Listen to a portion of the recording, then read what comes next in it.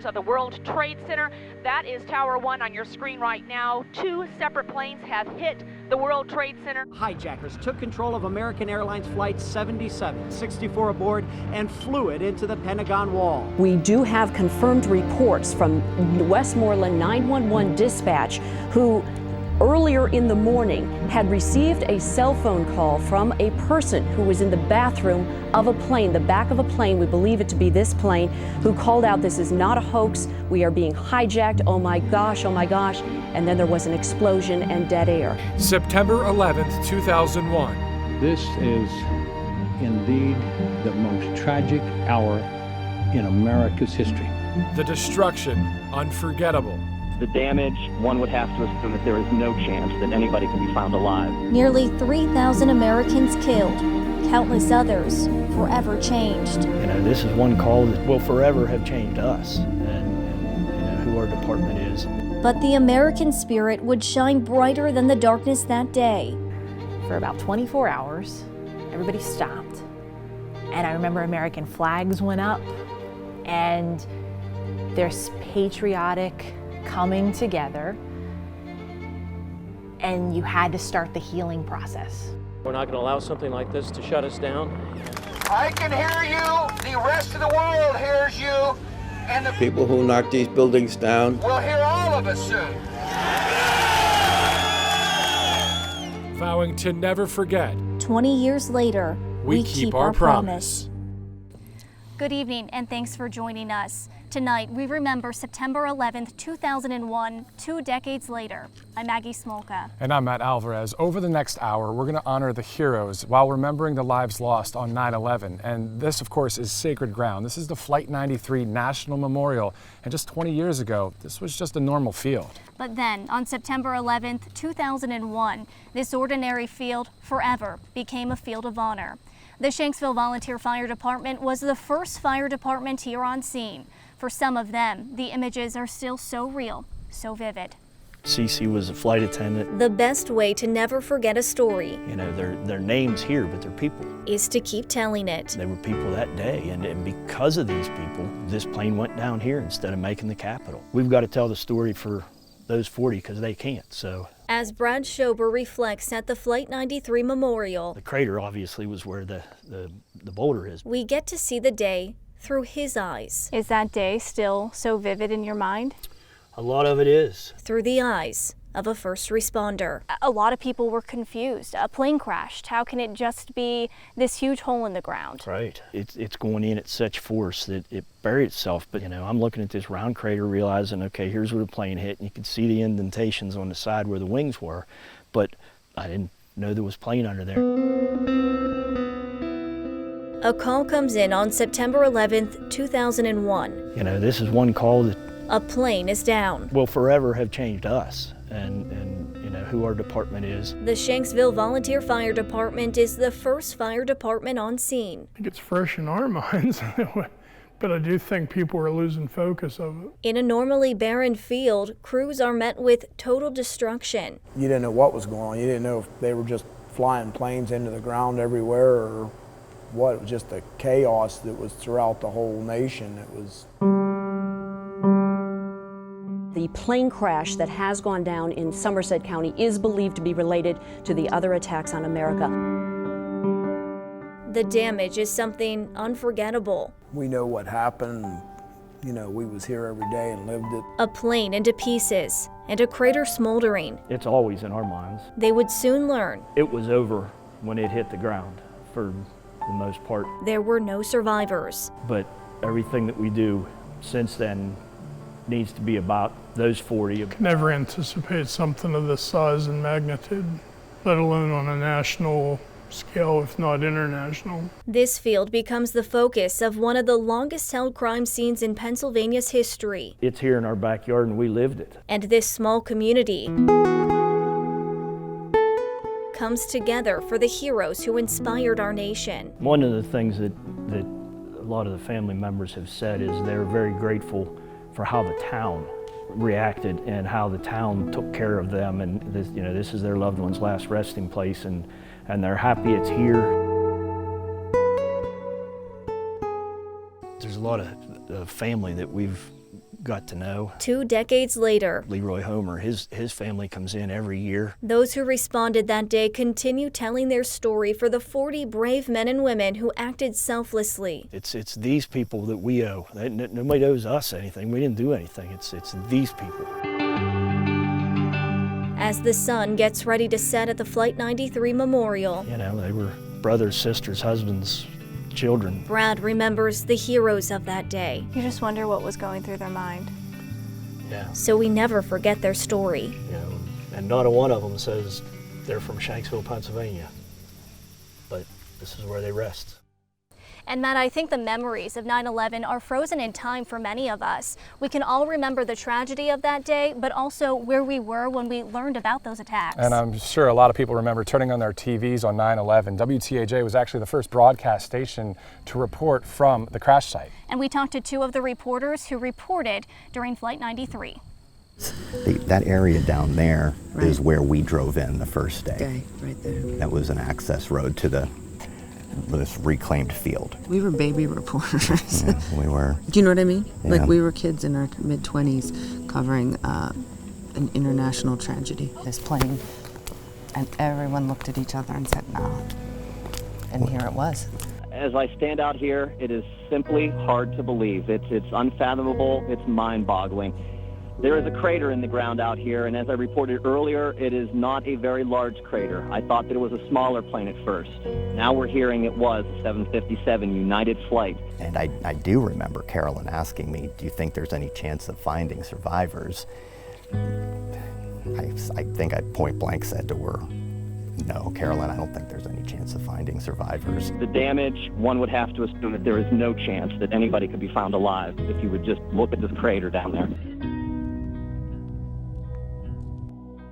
There was nothing. It was like this plane just vanished. It disintegrated into the ground. And how is it possible that a passenger plane crashed and there's nothing to see except for this crater? I was here in the moment when they first brought the family members in on buses, and we were kind of in this media gaggle, and I just remember it getting very quiet because we knew those were the family members coming in. 241 family members of victims aboard Flight 93 are staying here at the Seven Springs Mountain Resort in Somerset County. But in talking to those families, and as Patrick said, you know, they were in extreme grief, but they realized that their loved ones were heroes. There was a pride there, somewhat, that I remember them expressing. It gives me goosebumps when I think about it. You do put that there's that personal connection where you're reporting on what happened in the final moments of their loved ones' lives. And this is the first fight in the war against terror. This was really the beginning. Like Emily said, you have this enormous responsibility because people saved thousands of lives. And they ended their lives here in the middle of nowhere in order to protect people and save people that they didn't even know. Reporting in Somerset County. I'm Emily Longnecker. Reporting from Somerset County at the site of the crash of United Airlines Flight 93, I'm Patrick Shore.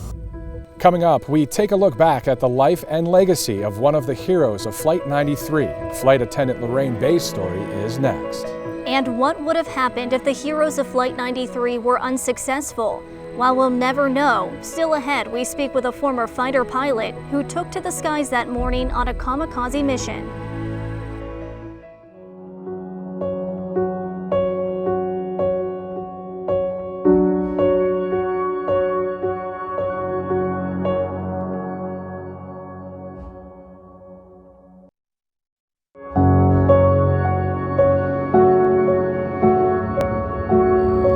Welcome back.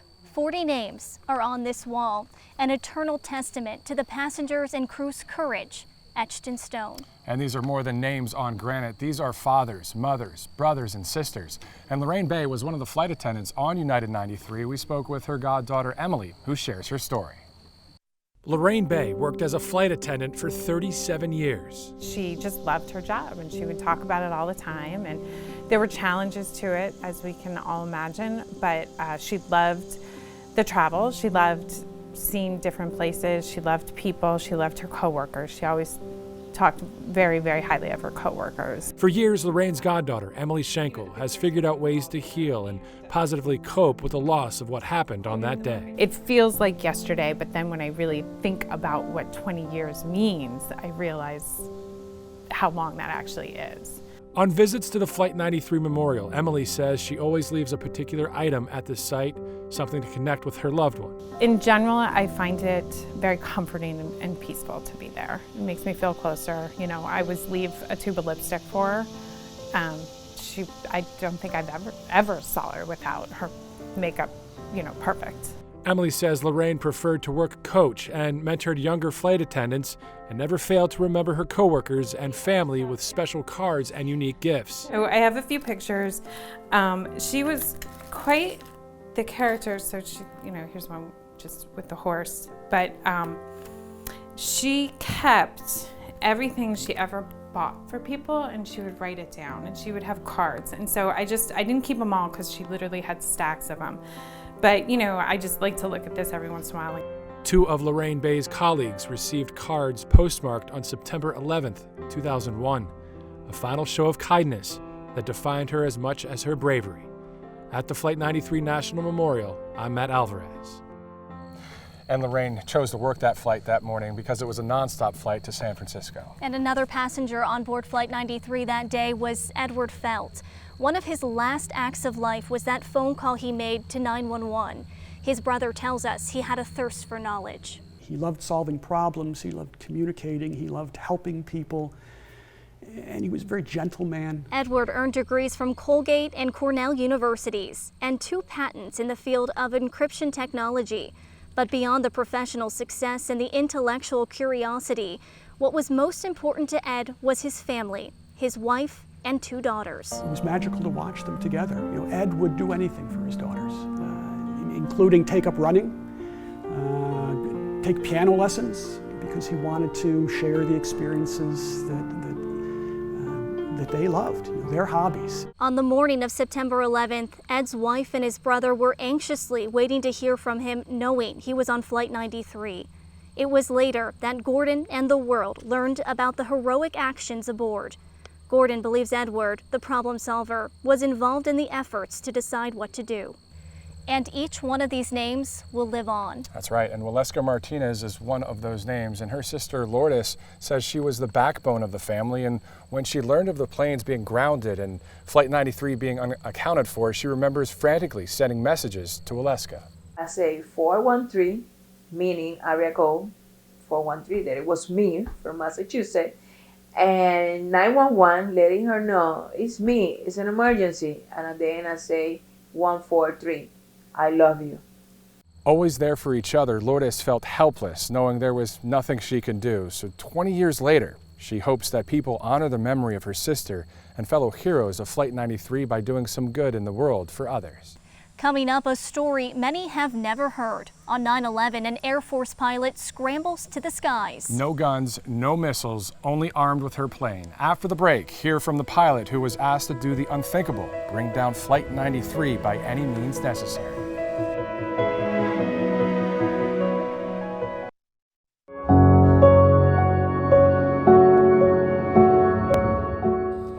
On September 11, 2001, hijacked Flight 93 was headed towards our nation's capital. Before passengers and crew were able to overcome the terrorists, the Air Force sent fighter pilots to the sky. That's right, unarmed. The kamikaze mission was to take down the flight before it reached Washington, D.C. Our Scott Mattis spoke with one of those pilots. I'm just your average, ordinary American. I'm a mom. I was a military service member. I'm a member of my community. I'm just an American. At least that's how Heather Penny sees herself. But when Lucky, as she goes by, started her day on that crisp and cool Tuesday morning of September 11th, 2001, she could never have imagined she would be asked to willingly take down a passenger plane and in the process, taking her own life. That Tuesday morning was an absolutely ordinary morning, just like every other day. I mean, I got up, I put on my flight suit, I ate my Cheerios, and I drove into work. You see, Heather Lucky Penny was one of the 2 F-16 fighter pilots with the Air Force that scrambled to find and take down Flight 93 before it hit its likely destination, the U.S. Capitol in Washington, D.C. They were in a meeting when they heard of the second tower being hit. So immediately we just all got up from our meeting and went into our squadron bar where our television was, and that's where we saw the same images that everyone else saw that morning. That's when we realized our nation was under attack. The second tower in New York City and the Pentagon had already been hit by the time Flight 93 was already in the air. And through radar, the Air Force identified Flight 93 to be likely hijacked. Anyone who saw those images knew what needed to be done. Anyone who had been in my position would have been willing to do the exact same thing and would not have thought twice. Flight 93 took off from Newark International Airport en route to San Francisco, and at 9:28 in the morning, it's likely the hijackers took control and turned the plane near Cleveland, Ohio, heading in a flight pattern to D.C. United 93, do you hear Cleveland Center? Lucky and Sass, her flight commander, suited up upon Sass's command. But there was just one major problem, aside from the obvious. We were sent on a suicide mission. A suicide mission, because in 2001 there were very few F-16s that sat fully armed with missiles. So Lucky's jet was completely unarmed. The plan was complicatedly simple. Once they found Flight 93, Sass would ram the front of the plane and Lucky would take out the tail.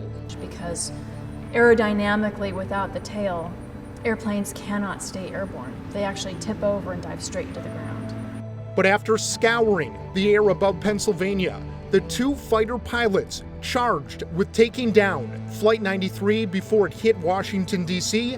were unsuccessful, only hearing about its crash near Shanksville hours later. I was looking out visually to see if I could pick up a low-flying airliner, using my radar, scrolling down low, seeing if I could find a radar contact down low. But Sass and I never found anything. We were too late. The passengers had already taken down Flight 93. So, in the end, this American hero by all definitions, Heather Lucky Penny, actually does not consider herself a hero, saying she was just a normal person on a far from normal day. I simply observed what was going on. The passengers on Flight 93 changed the course of history, because if they had not chosen to fight back, chosen to crash that airliner,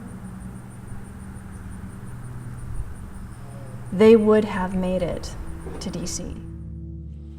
When asked about the possibility of dying that day, Lucky says she wasn't concerned about that. Her only concern was finding Flight 93 and bringing it down. Still ahead, 20 years later, 2 Central Pennsylvania anchors sit down to tell their experience broadcasting on one of our nation's darkest days. Their story is after the break.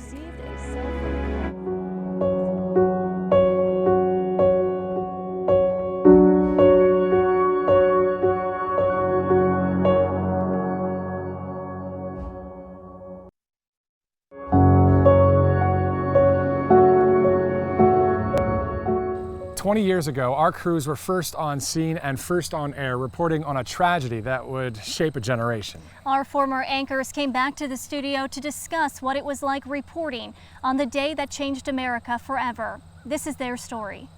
That particular morning, we actually had a morning shoot in my kitchen. I was here at the station, so Jerry had gone to do the Keystone Kitchen at your house. At that time, there were a bank of TVs across the front of the newsroom, and you're watching all of the major networks, and you're starting to see all of this unfold and happen. I think the first connection to the national tragedy, if I'm correct, was a call from inside the plane. We do have confirmed reports from Westmoreland 911 dispatch, who earlier in the morning had received a cell phone call from a person who was in the bathroom of a plane, the back of a plane, we believe it to be this plane, who called out, "This is not a hoax, we are being hijacked, oh my gosh," and then there was an explosion and dead air. That's probably when you had that most chilling sensation when you realize those men and women made that choice. When you think about what they sacrificed that day, you just have to keep doing your job and keep being that mirror of society and getting the story out. It was probably midnight that night, and we finally, turned it over to networks. And I do remember driving to my church and sitting on the steps because the doors were locked, and sitting there and just trying to get some composure and grasp of it. So for me, I personally held that in and really just said, I am focused on my job and I'm trying to get that information out so that we can find answers and we can make people safe and we can keep people safe and, have the kids get home safely and all of those kind of things. It was amazing when you did feel that moment as you're describing where you're like, these people sacrificed their life for perhaps all of us, or at least where the target was heading. And you did get that sense that initial day that they were heroes. I thought from the very beginning, and I'm not sure what our records will show, but I think we started calling them heroes of Flight 93 almost as soon as we had it verified that we knew that plane was diverted and taken down by our passengers on board, our Americans on board. Alan Jackson, a very famous country music star, wrote the song, "Where Were You When the World Stopped Turning?" And even to this day, when you listen to it, it still plays on the radio from time to time, and I'm sure it will now with the anniversary. It sums it up that you did for about 24 hours, everybody stopped. And I remember American flags went up, and there's patriotic coming together, and you had to start the healing process.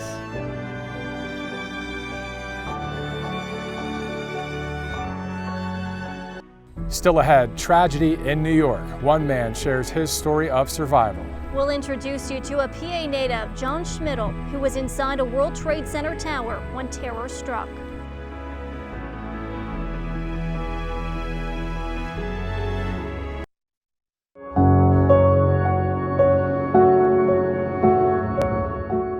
There were almost 3,000 people who died on September 11, 2001, and that includes those here at Flight 93, at the Pentagon, and in New York City. Our Jillian McCarthy sat down with John Schmidl, a Central Pennsylvania native who worked at the World Trade Center on 9/11. He recounts his story of how he stayed alive. John Schmidl was 22 years old, fresh out of college in September of 2001. He landed a job at Morgan Stanley in New York City working as a data analyst. Like many on the morning of September 11th, I had woken up that morning, taking the subway into work. I lived in Brooklyn. It was 4 stops into the Trade Center. Went upstairs, was prepping for a year-end review meeting to get started with our last 3-month process.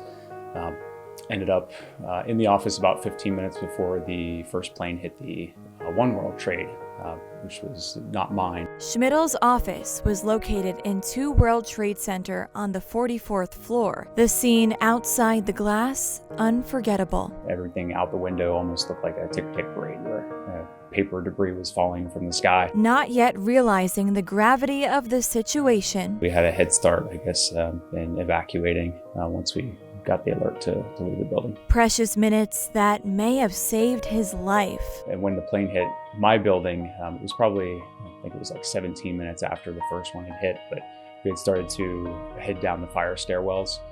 And so I estimate I was down maybe 15, 20 floors whenever it hit our building. Amid the chaos on the streets, a clear thought ran through his mind. Get out of there as quickly as possible, leave, exit, walk across the Brooklyn Bridge back to my apartment at the time. Schmidl remembers the first calls he made. Finally made it through to my mother and talked to her and just said, hey, call everybody you know, call everybody I know, and just let them know that I'm okay. While physically okay, the healing process from his experience would take years. Each anniversary, a stark reminder. It was tough. For probably 2 or 3 years after that, I took the day off. Just because I didn't know what was coming. There was a whole lot of television, of all the coverage and everything from the sites, and the memorials were still there, and the damage was still being kind of process through. Now, on this 20th anniversary of the attacks, Schmidl is in a better place and looks back on his experience with more wisdom. It is interesting to see how much time has passed, but at the same time, it's wonderful. Because I think everything since then has been a push towards something of value. Schmidl has returned home, planting his roots in Center County, Pennsylvania. He's married with an 8-year-old daughter, a family he's always dreamed of. Being in that situation, just to start with, was horrible. But to be able to make it out, to continue life, to build a family and have all the opportunities that I had always hoped for when I was younger, to still be in that situation now is fantastic. Reporting in Center County, Pennsylvania, Jillian McCarthy. The stories of survival continue to inspire us all. And for all of the lives saved, our nation can thank the first responders for their bravery. You know, I was one of the lucky ones on 9/11. I was a survivor. Brenda Berkman was the first female firefighter in the FDNY. She was off duty on September 11th, and while waiting for transport to Ground Zero, she and her fellow firefighters watched a South Tower fall on television. She remembers arriving in Manhattan. She worked on site almost every day in the wake of the attack. We were desperately seeking anyone who might still be alive, and you know, it was like working in a field of razor blades, because basically all the concrete and glass had been pulverized when the buildings fell down. Berkman says she wants people to know they tried their best to find anything related to anyone that was lost, to try to give the families some kind of peace. By April of 2002, she was only one of 2 assigned officers there. She says it's the resilience and tenacity of New Yorkers, including first responders and essential workers who came to the rescue that dark day, that gave hope for America's future. And it was within 3 days of the attacks that some of the most iconic moments of hope came to be. You may remember this image. President George W. Bush standing on top of a mound shouting into a bullhorn at Ground Zero. Beside him, a firefighter. Bob Beckwith, now 89, was retired at the time but was determined to serve on the Bucket Brigade, telling some fibs to get past the National Guard and help on scene. 20 years later, he recalls how he felt standing by the president's side and the clear message Mr. Bush had for the world. I can hear you!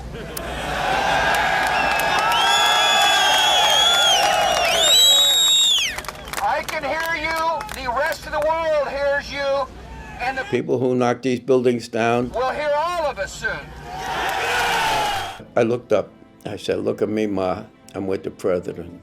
The pair forged a bond that day. Several months after the War on Terror was launched, Beckwith found himself at the White House to see the president, and he still communicates with him today, sending Christmas cards back and forth.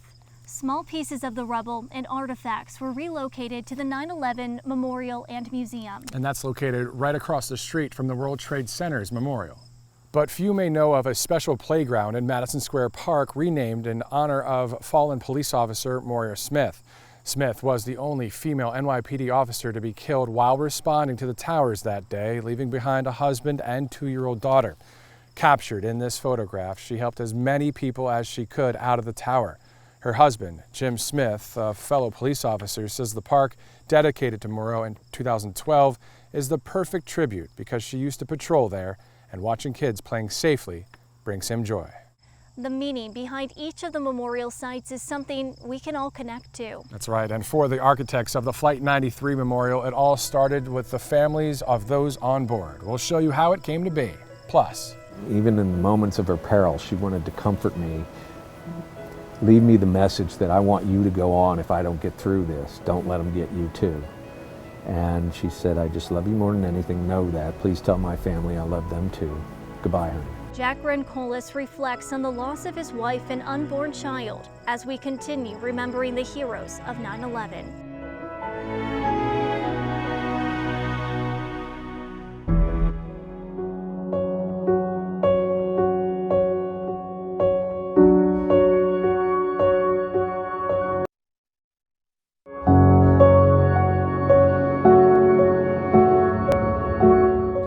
each of these heroes has a story. Right now, we want to tell you the story of Lauren Grancolis. Her husband says she was a woman who embraced life and all that came her way, even in her final moments. As the years pass, You know, it never is easy, the deep wounds of September 11th slowly become scars. and healing is really what it's all about. Always there, You know, it's a traumatic shock to your system. It's always present. a brain injury, if you will, that you have to figure out how to deal with. But it's how we choose to remember this day that makes all the difference. And that's what you try to do, is eventually get away from the bad memories about it and think the good memories about Lauren. Let's remember 9/11 for the brave men and women, She earned a hero badge for sure. They all did. like Jack's wife, Lauren Grencolis, who came together with strangers to defeat hate. They did the most American thing in that they voted, and they also planned their revolt so that when they attacked the hijackers, they did it over a rural area, which to me was so selfless on their part. On a beautiful sunny day, Lauren heads back home to California after going to her grandmother's funeral in New Jersey. She boards United Airlines Flight 93, a plane she wasn't even supposed to be on. She never got to an airport early, and on this day she did, and got put on the earlier flight, which she was delighted about. I mean, she phoned home, left me a message saying, on the earlier flight, what time I'll get in, looking forward to being home. The second message she would leave this day had a different tone. She said, Jack, pick up, honey. Okay, I just want to let you know there's a little problem on the plane. After learning about the hijacking, she makes a final call to loved ones before reaching her final resting place. Even in moments of her peril, she wanted to comfort me. Leave me the message that I want you to go on if I don't get through this. Don't let them get you too. And she said, I just love you more than anything. Know that. Please tell my family I love them too. Goodbye, honey. Listening to this message, Jack says he looks up, and on the news was the crash site in Shanksville, Pennsylvania. And that's when I knew that there's no way anyone could have survived that, and that Lauren was on that plane. His loss this day, twofold. We were going to have a child that would be 20 in April. Lauren was 3 months pregnant with their first child. There was that difficulty in losing that child, which I would find later on over the last 20 years was harder than I expected. 20 years later, Jack reflects. He can imagine Lauren's leadership on that plane as she helped stop terrorists from reaching our nation's capital. And I know Lauren would have been grateful to have given her life to inspire others, that's for sure. I don't know if we'll ever be able to make sense of this tragedy. The day was horrific for everyone. And the scars from September 11th will never fully go away. But when we share the memories of our heroes, She was always there to give selflessly. the healing process becomes a little easier. You're dealt certain cards in life and you have to play them. You've got to try to move on in their memory, and Lauren's memory really made it possible for me to move forward. And for the first time in 15 years, Jack says that he's going to be back here at the Flight 93 Memorial Site to attend the remembrance ceremony. Coming up, in the moments before Flight 93 crashed, as the passengers and crew fought to regain control, the plane soared over a small school in rural Pennsylvania. After the break, how a then 5-year-old student is using the experience to teach the next generation about courage and sacrifice.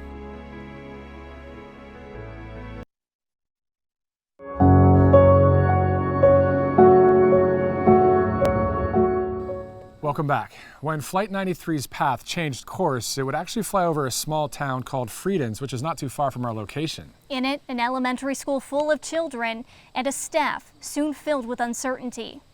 As the danger of the situation unfolded, the priority shifted to keeping the students safe. Panicking families rushed to pick up their children as first responders rushed to the crash scene. But within the school walls, a sense of calm. And it's that calmness that played a role in Marissa Mostoller, then a first-grade student, becoming a teacher. She's instilling her experience with future generations. I always try to tell them that I was your age whenever this had happened, so that was a very long time ago, and discussing just what happened and how it made me feel. Marissa says she can't recall much from that day, but she does remember how the town came together in the days following.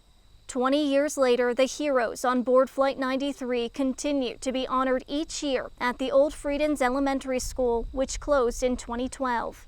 Students pay tribute to passengers and first responders by hanging flags and drawings on the fence outside the building, memorializing everyone involved in the attacks.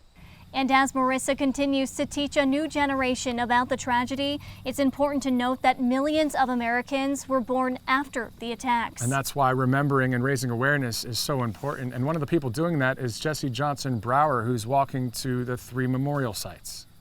His 454-mile journey began in August in 2001. Johnson Brower was a member of the Army's 3rd U.S. Infantry Regiment based outside of D.C. His company was among the first to respond to the Pentagon after the attack. I've noticed on the walk that my emotions have been triggered in ways that I didn't think they would. And so that just shows me that I've stuffed a lot for a really long time, and it'll be freeing to be able to let those out. And letting it all out has been one of his goals since establishing Life Growth and Reconstruction. His organization has helped more than 3,000 veterans with mental health issues. Johnson Brower's goal is to reach the Pentagon by tomorrow, September 11th. 189 people, including 64 aboard American Airlines Flight 77, were killed when they hit the Pentagon on 9/11. Center County native Jonas Panic was one of them. Panic was a 26-year-old Navy lieutenant whose job focused on intelligence, even investigating Osama bin Laden. He graduated from Bellefonte High School, where he played football. In Bellefonte, a September 11th memorial garden is dedicated in his honor.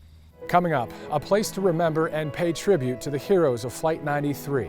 This memorial's design took years to complete, and we speak with the architect whose work has been a place of healing for thousands of visitors.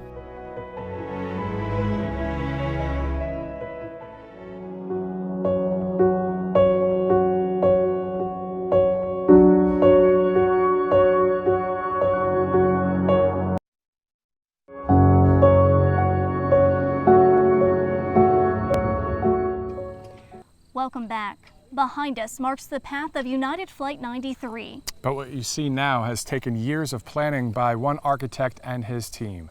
Architect Paul Murdoch knew the magnitude of the memorial would be both emotionally and physically daunting. His vision?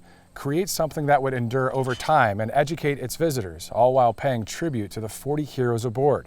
The design started with the families. That they clearly understood that the purpose of the memorial was not just for them, as much as they grieved, that they clearly understood that this memorial was for, generations to come. It took shape and evolved into a living memorial, from the Tower of Voices when you first enter the park to the Wall of Names.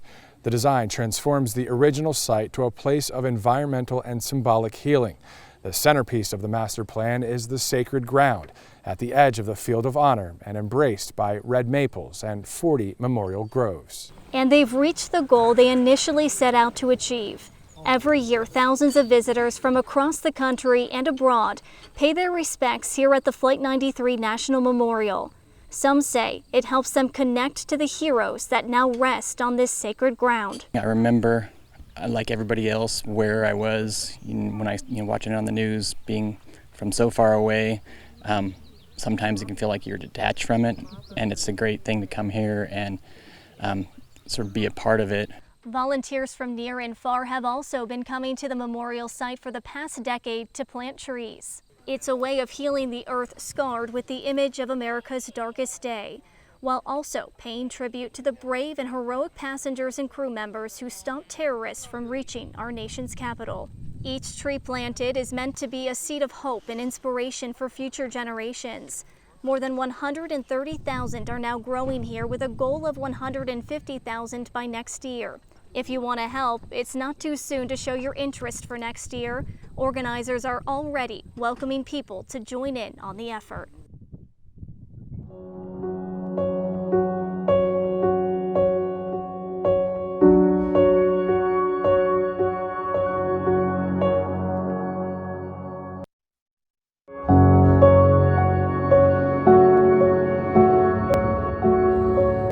Tomorrow Tomorrow, remembrance celebrations will be held all across the nation. The milestone anniversary here will include keynote speeches from former President George W. Bush, Vice President Kamala Harris, and the Secretary of Interior, Deb Haaland. As we leave you tonight, we want to show you how we've kept our promise as Americans to never forget. And the dictionary is inadequate. There aren't enough words, but I guess the range of emotion goes from rage and anger to sorrow to horror to, I guess, a sense of nausea that we all experience and feel. Some estimate an average of 500 people visit this makeshift memorial every day.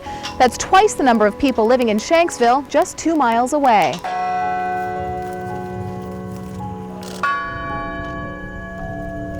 We had 40 really unique heroes that knew what was taking place in this country, knew that we were under attack, and they chose to fight. They chose to fight these terrorists, and in doing so, they lost their lives, but in the process may have saved the Capitol building. I will always believe that I and many others in our nation's capital were able to go home that day, to hug our families,